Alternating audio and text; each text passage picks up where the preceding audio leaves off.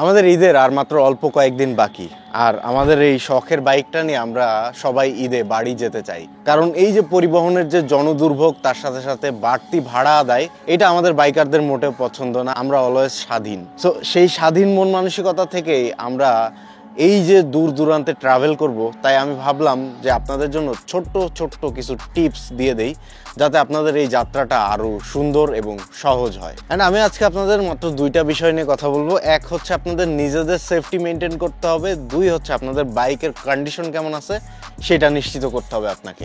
So ফার্স্টে আসেন আমরা বাইকের কন্ডিশন কিভাবে বুঝবো যে ঠিক আছে কি ঠিক নাই। প্রথমে আপনি একটা বাইকের জেনারেল সার্ভিস দিয়ে নেবেন, যেমন ক্লাচ ঠিক আছে নাকি, ব্রেক ঠিক আছে নাকি, এটার লাইটটা ঠিক আছে নাকি এবং চেইন ঠিক আছে নাকি। জেনারেল সার্ভিসে যা যা চেক আপ করা দরকার, এয়ার প্রেশার ঠিক আছে নাকি টায়ারের, এগুলো সব কিছু দেখে নেবেন, মাস্ট বি। সেকেন্ডলি পারলে একটা মাস্টার সার্ভিস করে নেবেন বাইকের প্রপার, তাহলে ভালো থাকলো। কারণ আমাদের নর্মালি আমরা ঢাকা থেকে বা যে কোনো জেলা থেকে যে কোনো জায়গায় যাই না কেন, আমাদের বাড়ির দূরত্ব 200 থেকে 300 কিলোমিটার অলমোস্ট হয়েই থাকে। তো একটা মাস্টার সার্ভিস অবশ্যই দিবেন। তার সাথে সাথে ইঞ্জিন অয়েলটাও পারলে চেঞ্জ করে নেবেন, যাতে একবারে বাড়িতে যে সুন্দর মতো রাইড টাইড করে আবার ফিরে আসতে পারেন। যেমন আমি রিসেন্টলি লং ট্যুরে বের হব, আমি নিজে একটা ইঞ্জিন অয়েল নিয়ে আসছি। আজকের ভিডিওটা শেষ করে আমি ইঞ্জিন অয়েলটা চেঞ্জ করব। খুব শীঘ্রই লং ট্যুরের ভিডিও আপনারা পাবেন, হয়তো ঈদের আগে না পেলেও ঈদের পরে সেটা পেয়ে যাবেন।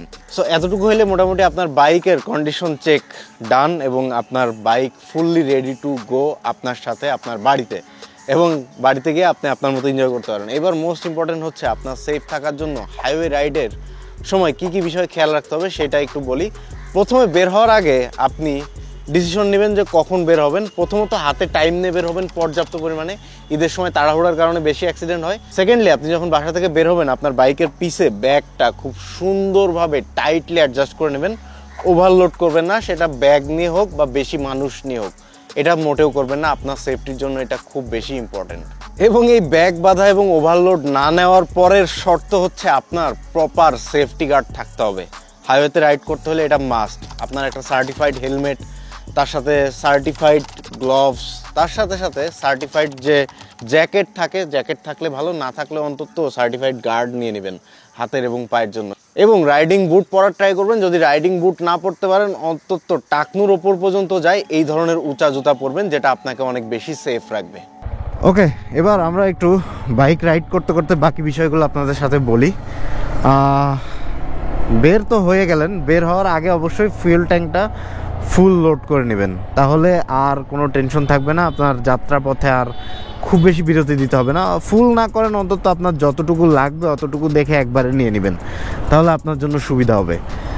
সেকেন্ডলি, আপনি হাইওয়েতে ওঠার পরে ভুলেও হাই স্পিড করবেন না, একদমই না। মানে এই জিনিসটা টোটালি আপনাকে অ্যাভয়েড করতে হবে। হাই স্পিড অ্যাভয়েড না করতে পারলে অ্যাক্সিডেন্টের হাত থেকে রক্ষা তো পাবেনই না।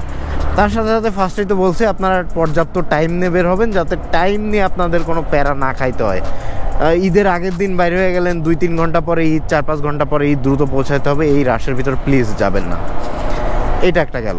এরপরে হচ্ছে সবচেয়ে মোস্ট ইম্পর্টেন্ট, হাইওয়েতে যখন আপনি ওভারটেক করবেন, অবশ্যই অবশ্যই নিয়ম মেনে ডান দিক দিয়ে ওভারটেক করবেন। আপনি বাম দিক দিয়ে কখনো ওভারটেক করবেন না, এটা খুবই রিস্কি। আপনার জন্য যেমন রিস্কি, আপনি যাকে ওভারটেক করতেছেন, যে বাহনকে ওভারটেক করতেছেন, তার জন্য অনেক বেশি রিস্কি জিনিসটা। থার্ড যে বিষয়টা সবচেয়ে বেশি খেয়াল রাখতে হবে সেটা হচ্ছে মিরর। আমরা শুধুমাত্র ডান সাইডের মিরর বেশি খেয়াল রাখি, যে আমাদের ডান সাইড দিয়ে বাইক অতিক্রম করবে বা গাড়ি অতিক্রম করবে। বাট ওই যে বললাম না, কিছু মানুষ থাকে যারা বাম সাইড দিয়ে ওভারটেক করে দিবে, তখন আপনি বাম সাইডের মিরর দেখবেন না এবং অ্যাক্সিডেন্টের শিকার হওয়ার সম্ভাবনা 99% এখানে। মানে এটা খুবই রিস্কি হয়ে যায় আমাদের রাইডের জন্য। ডান সাইড বাম সাইড এটা খুবই খেয়াল রাখবেন আপনারা।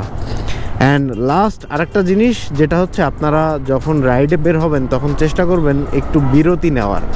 বাট আপনারা ফার্স্ট যখন বাসা থেকে শুরু করবেন, ওই রাইডটা ট্রাই করবেন 2 ঘন্টা, 2.5 ঘন্টা, 1.5 ঘন্টা, যার যতটুকু ক্যাপাবিলিটি সেই অনুযায়ী সে ফার্স্ট রাইডটাতে একটু লং টাইম ধরে রাইড করবেন।